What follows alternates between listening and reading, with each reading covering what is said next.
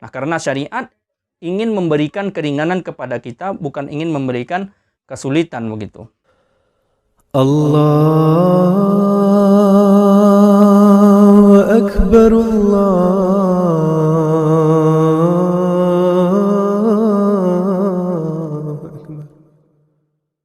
Asyhadu an la ilaha illallah wahdahu la syarikalah wa asyhadu anna Muhammadan abduhu wa rasuluh. Amma ba'du, fa'a'udzu billahi minasyaitonir rajim. Bismillahirrahmanirrahim. Saudara-saudaraku yang dimuliakan Allah Subhanahu wa taala, Assalamualaikum warahmatullahi wabarakatuh. Selamat berjumpa kembali di Saiful Huda Channel. Dalam kesempatan kali ini kita kembali akan membahas tentang kajian fikih. Di dalam video ini saya akan membahas satu pertanyaan saja, masih berkaitan dengan Idul Adha. Pertanyaannya adalah, bagaimanakah hukum sholat Jumat yang berbarengan dengan hari Id? Ini adalah pertanyaan yang cukup banyak juga ditanyakan. Sebelum menjawab pertanyaan ini, harus diketahui terlebih dahulu apakah hukum sholat Jumat itu sendiri. Pada dasarnya, sholat Jumat hukumnya adalah wajib. yakni sholat yang harus dikerjakan, dan kalau ditinggalkan dengan sengaja maka akan berdosa besar. Kecuali ada uzur atau ada halangan atau ada sebab-sebab tertentu sehingga kita tidak bisa melaksanakan sholat Jumat, misalnya sakit, dalam keadaan safar, dan lain sebagainya. Intinya sholat Jumat adalah sholat yang tidak bisa ditinggalkan begitu saja, yang tidak bisa ditinggalkan tanpa sebab yang jelas. Nah, untuk laki-laki sholat Jumat hukumnya wajib, sedangkan untuk perempuan hukumnya sunnah begitu. Nah, definisi sunnah dalam hal sholat di dalam fikih Ahmadiyah sedikit agak berbeda dengan fikih pada umumnya. Fikih umum mendefinisikan sunnah adalah kalau dikerjakan akan mendapat pahala, dan kalau tidak dikerjakan juga tidak apa-apa.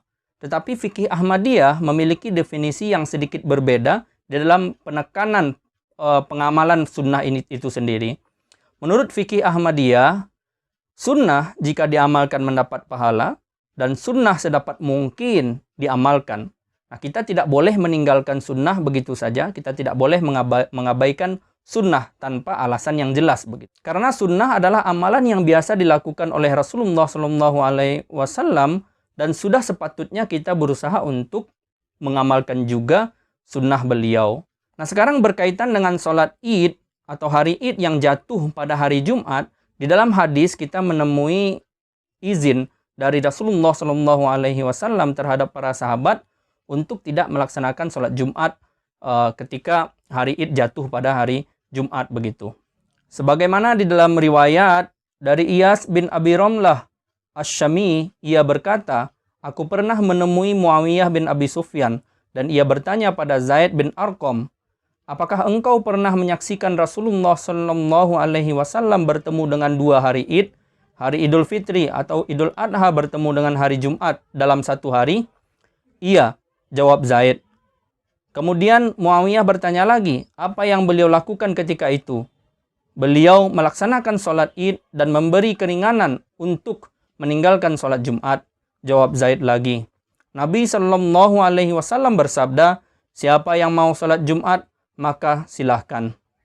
Nah, berkaitan dengan ini, di dalam buku Farmudate Muslih Maud halaman 105 sampai dengan 107 ditulis fatwa Khalifah Islam Hadrat Khalifatul Masih As-Sani Hadrat Muslih Maud radhiyallahu anhu yang akan saya sampaikan secara ringkas di sini.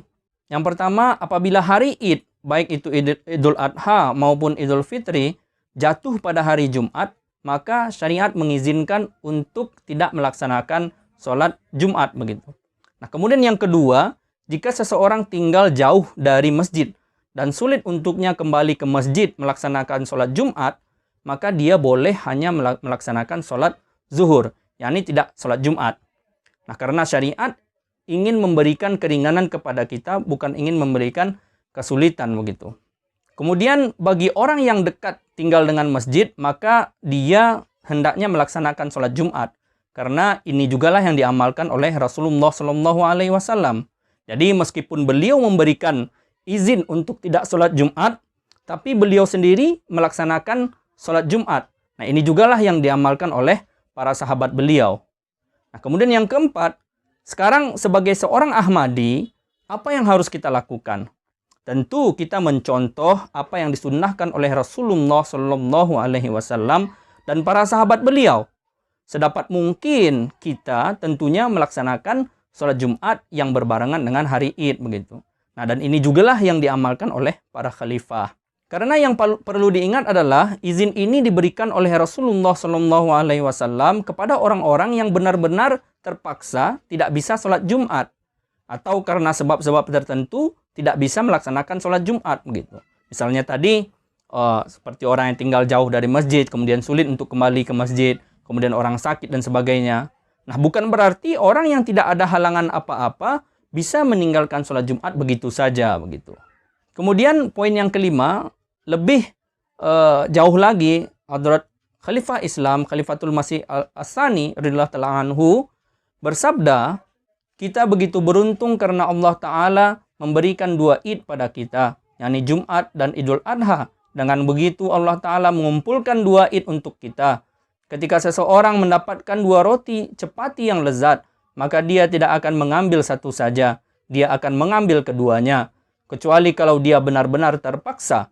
Oleh karena itulah Rasulullah Shallallahu Alaihi Wasallam mengizinkan jika seseorang terpaksa, maka dia boleh hanya melaksanakan sholat zuhur atau tidak sholat Jumat.